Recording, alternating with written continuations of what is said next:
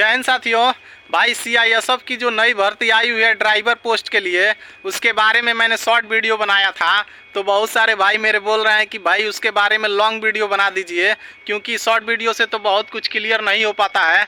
तो इसीलिए आइए हम आपको लॉन्ग वीडियोस के माध्यम से हर चीज़ क्लियर करेंगे। तो साथियों आइए हम आपको लेके चलते हैं सीआईएसएफ की नोटिफिकेशन पर, जिससे हम हर एक बात को क्लियर करेंगे। ठीक है ना भाई। तो साथियों ये सीआईएसएफ का नोटिफिकेशन है। देखिए यहाँ पे लिखा हुआ है कि इसका जो ऑनलाइन डेट है वो 3 तारीख दूसरा महीना 2025 से शुरू होने वाला है। इसके बाद इसका लास्ट डेट 4 तारीख तीसरा महीना 2025 होने वाला है। तो भाई लास्ट डेट का इंतज़ार नहीं करना है, ठीक है ना। अपना फार्म जल्दी से भर देना है, नहीं तो नेटवर्क इशू की वजह से बहुत सारे साथियों का फार्म नहीं फिलअप हो पाता है। बहुत बार ये हमारे साथ भी हुआ है और हमारे दोस्तों के साथ भी हुआ है भाई कि हम लोग लास्ट डेट का इंतज़ार करते हैं और फार्म नहीं भर पाते हैं।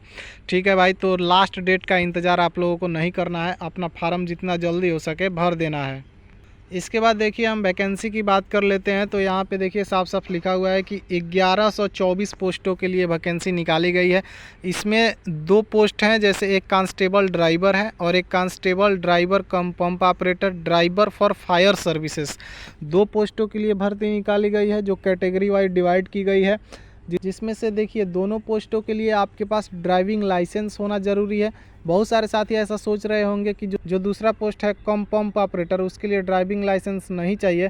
तो ऐसा नहीं है भाई, दोनों पोस्टों के लिए आपको ड्राइविंग लाइसेंस होना चाहिए। मेरा एक दोस्त पूछ रहा था कि भाई ये जो कम पंप ऑपरेटर है इसके लिए क्या लाइसेंस नहीं लगेगा। तो भाई ऐसा नहीं है, इसके लिए भी लाइसेंस लगेगा। ठीक है, आपके पास दोनों पोस्टों के लिए लाइसेंस होनी चाहिए। देखिए अनरिजर्व्ड के लिए 460 वैकेंसी है, एससी के लिए 167 वैकेंसी है, एसटी के लिए 83 वैकेंसी है और ओबीसी के लिए 303 वैकेंसी है। ठीक है ना। तो ये कैटेगरी वाइज अलग अलग वैकेंसी डिवाइड की गई है। कुल मिलाकर 1124 वैकेंसी दी गई है। इसके बाद देखिए सिलेक्शन प्रोसेस की बात कर लें तो इसमें लिखा हुआ है कि PET PST documentation and trade test. मतलब सबसे पहले आपका पीईटी कराया जाएगा, मतलब रनिंग वगैरह कराया जाएगा। उसके बाद पीएसटी यानी हाइट मेजरमेंट वगैरह होगा, चेस्ट मेजरमेंट होगा। उसके बाद डॉक्यूमेंटेशन होगा। उसके बाद आपका ट्रेड टेस्ट किया जाएगा। ट्रेड टेस्ट मतलब ड्राइवर का पोस्ट है, तो भाई आपसे नॉर्मल सी बात है कि आपसे गाड़ी चलवाई जाएगी। इसके बाद देखिए रिटन टेस्ट लिखा हुआ है कि इसके बाद अगर आप ट्रेड टेस्ट क्वालिफाई कर लेते हैं, फिजिकल क्वालिफाई कर लेते हैं, ट्रेड टेस्ट क्वालिफाई कर लेते हैं, उसके बाद आपका रिटन एग्जामिनेशन कराया जाएगा। ये रिटन एग्जामिनेशन जो होगा वो सीबीटी होगा, ठीक है, कंप्यूटर बेस्ड होगा। इसके बाद अगर आप रिटन क्वालिफाई कर लेंगे तो उसके बाद देखिए डिटेल्ड मेडिकल एग्जामिनेशन कराया जाएगा। इसके बाद आइए एलिजिबिलिटी क्राइटेरिया की बात कर लेते हैं। तो यहाँ पे देखिए एज के बारे में लिखा हुआ है कि बिटवीन 21 टू 27 ईयर्स। मैं अपने शॉर्ट वीडियो में भी बता दिया था कि इसमें एज जो है वो 27 साल तक रखा गया है। ओबीसी के लिए 30 साल और एससी एसटी के लिए 32 साल। ठीक है ना भाई। तो जिन साथियों के पास ड्राइविंग लाइसेंस है और वो ओबीसी और एससी एसटी से बिलोंग करते हैं और भाई एसएससी जीडी के थ्रू आप सीआईएसएफ में भर्ती नहीं हो पाए हैं ना, तो इसके थ्रू आप भर्ती हो सकते हैं।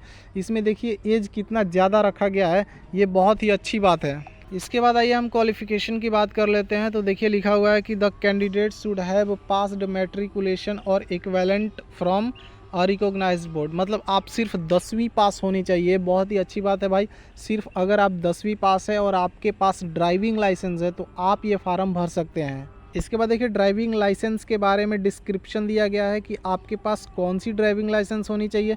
तो लिखा हुआ है heavy motor vehicle, light motor vehicle और मोटरसाइकिल विथ गियर। मतलब आपके पास ना कोई भी ड्राइविंग लाइसेंस है ना, चूँकि देखिए सबसे पहले तो लाइट ही लाइसेंस बनता है। तो अगर आपके पास लाइट लाइसेंस भी है ना तो आप इस फार्म को अप्लाई कर सकते हैं।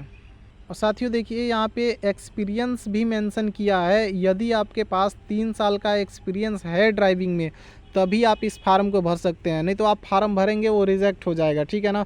3 साल का एक्सपीरियंस भी मांगा है। मतलब अगर आपके पास लाइट भी है, लाइट ड्राइविंग लाइसेंस है और अगर आपके पास 3 साल का एक्सपीरियंस है, मतलब ये हुआ ना कि आपका लाइसेंस जो है वो 3 साल पुराना है, तब वो आप फार्म डाल सकते हैं। इसके बाद देखिए फिजिकल मेजरमेंट की बात कर लें तो देखिए फॉर जनरल ईडब्ल्यूएस एससी और ओबीसी इसके लिए 167 सेंटीमीटर हाइट लगने वाली है और 80 से 85 सेंटीमीटर चेस्ट होना चाहिए। ठीक है। इसके बाद देखिए बहुत सारे स्टेट हैं, जैसे जो पहाड़ी क्षेत्र हैं, जैसे नागालैंड और अरुणाचल प्रदेश, मणिपुर, त्रिपुरा, मिजोरम, मेघालय, आसाम, हिमाचल प्रदेश वगैरह जो है और जम्मू कश्मीर है, उनके लिए ना वहाँ से जो साथी बिलोंग करते हैं उनके लिए 160 सेंटीमीटर हाइट लगने वाली है। तो इसके बाद देखिए यहाँ पे लिखा हुआ है all candidate belonging to scheduled tribes 160 centimetre, मतलब जो साथी शेड्यूल ट्राइब से बिलोंग करते हैं, एसटी से बिलोंग करते हैं ना, उनके लिए 160 सेंटीमीटर हाइट लगने वाली है। ठीक है, बहुत सारे साथी जो कि एसएससी जीडी के थ्रू नहीं जा पाए हैं ना भाई सीआईएसएफ में, और आपका सपना है सीआईएसएफ ज्वाइन करना और आपके पास ड्राइविंग लाइसेंस है, तो भाई इस फार्म को ज़रूर भर देना। इसके बाद देखिए ट्रेड टेस्ट की बात कर लेते हैं। तो यहाँ पे लिखा हुआ है कि driving test for light vehicle 50 marks and qualifying marks 25, driving test for heavy vehicle 50 marks, मतलब जो भी टेस्ट है, चाहे आप हैवी चलाइए या लाइट व्हीकल चलाइए, आपका 50 मार्क्स का वो ट्रेड टेस्ट होने वाला है, जिसमें से आपको 25 मार्क्स लाना ही होगा। इसके बाद 3 नंबर टॉपिक में क्या लिखा हुआ है कि practical knowledge of motor mechanism and ability to carry out minor repair of vehicles, मतलब लिखा हुआ है कि आपके पास मैकेनिज़्म का प्रैक्टिकल नॉलेज होना चाहिए। अगर आप ड्राइवर हैं तो थोड़ा बहुत आपका नॉलेज होना चाहिए। लिखा हुआ है साफ साफ कि ability to carry out minor repair, मतलब थोड़ा बहुत रिपेयर व्हीकल करना आना चाहिए, क्योंकि भाई फौज की गाड़ी है तो कब कहाँ जाएगी इसका कोई गारंटी नहीं है। तो रास्ता में अगर कुछ ख़राब हो गया, छोटा मोटा प्रॉब्लम आ गया, तो वो आपको रिपेयर करना आना चाहिए। इसके बाद देखिए रिटन एग्जामिनेशन के बारे में लिखा हुआ है ओएमआर और सीबीटी, मतलब ये जो एग्ज़ाम होगा ओएमआर होगा और सीबीटी बेस्ड होगा। ठीक है ना भाई, मतलब कंप्यूटर बेस्ड टेस्ट होने वाला है। तो अगर आप फिजिकल क्वालिफाई कर जाते हैं, ट्रेड टेस्ट क्वालिफाई कर जाते हैं, तो आपका रिटन एग्ज़ाम कराया जाएगा। ठीक है साथियों, और ये जो रिटन एग्ज़ाम होने वाला है 100 मार्क्स का होने वाला है। आशा करते हैं भाई कि नोटिफिकेशन के माध्यम से मैंने जो कुछ भी आपको बताया है वो क्लियर हो गया होगा। और अगर किसी भी तरह का डाउट होगा ना भाई, तो आप कमेंट ज़रूर कीजिएगा। आप जो भी कमेंट करेंगे उसका मैं रिप्लाई ज़रूर दूंगा। ठीक है ना भाई, तो जय हिंद।